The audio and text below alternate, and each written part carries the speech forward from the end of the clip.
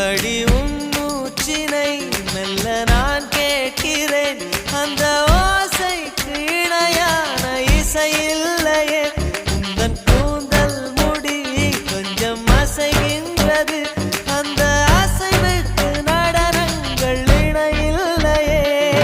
சிற்பம் கவிதை ஓவியம் மூன்றும் சேரும் ஓரிடம்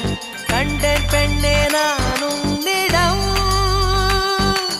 பெண்ணெல்லாம் பெண் போல இருக்க